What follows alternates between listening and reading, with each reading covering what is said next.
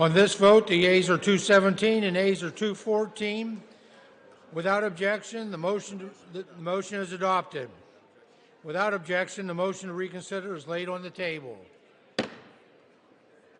2 weeks ago, the House and Senate struck a bipartisan and bicameral deal to move forward on our remaining appropriations bills for fiscal year 2026. As I knew we would, the House acted expeditiously and appropriately and approved these negotiated bills before leaving for our scheduled district work period. Now, however, the Senate has altered the deal. I acknowledge the frustrations of this situation, and I share in those sentiments. Trust me, I speak from direct experience, but our obligation is not to our feelings, it's to the American people.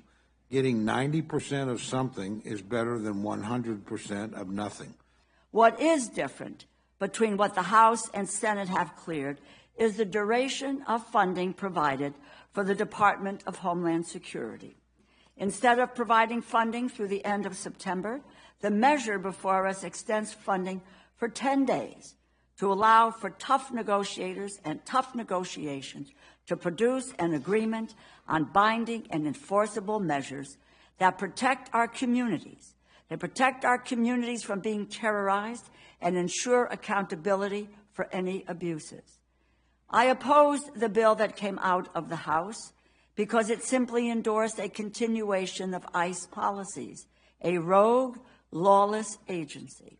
We need to take these next 10 days to work to radically reform ICE. So the Secretary of Homeland Security sent body cameras to the ICE agents in Minnesota yesterday. Do you think that's a positive development? Yeah, when I was mayor of Knox County, it was law enforcement.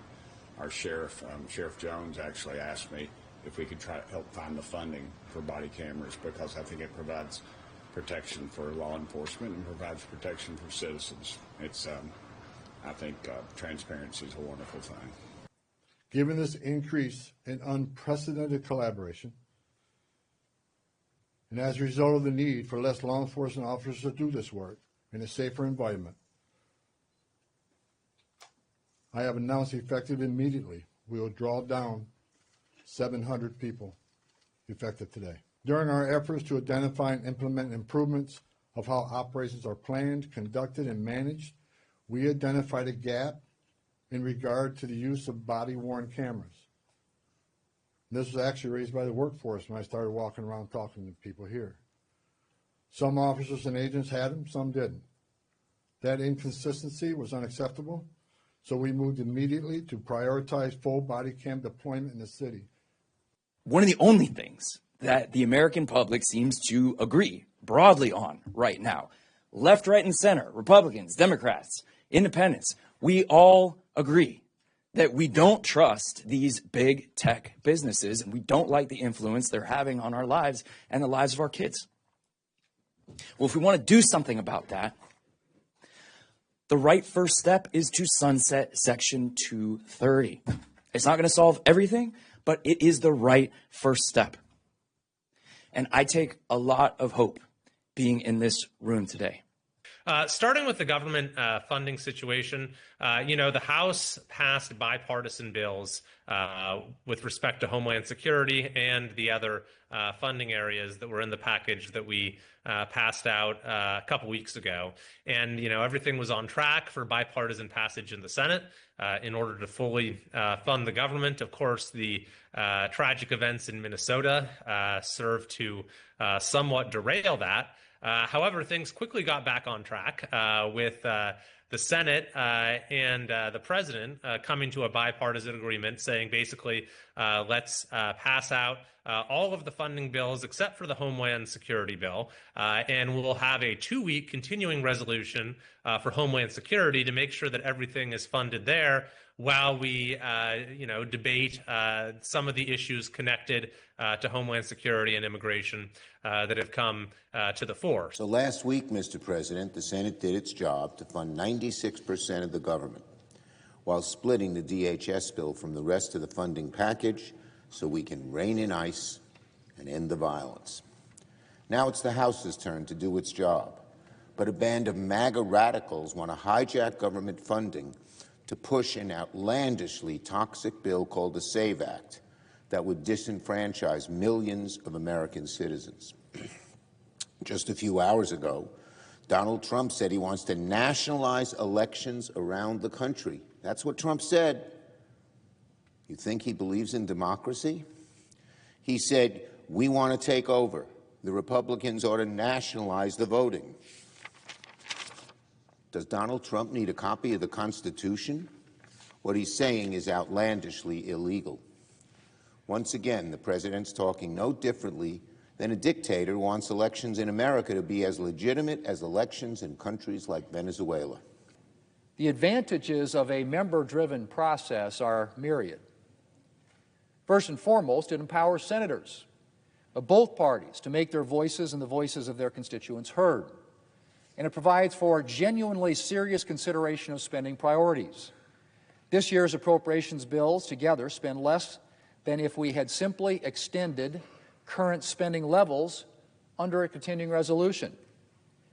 We are saving taxpayer dollars by doing full-year appropriations bills. We are also supporting our national defense. Endless continuing resolutions aren't good for any part of the government, but they're especially dangerous for our military readiness. Under CRs, or continuing resolutions, the military can be prevented from starting essential new projects. Current projects can face delays and cost overrun, and the appropriate resources may not always be available for operations. Donald Trump said that the nation should finally just move on with the Epstein files. Here's what he said. I think it's really time, Trump said, for the country to get on to something else. Now that nothing came out about me, of course it's only about Donald Trump, as usual. But let me just say this to Donald Trump. You're wrong again, Mr. President. America will not move on from the Epstein files until America gets the whole truth, the full truth about the Epstein files.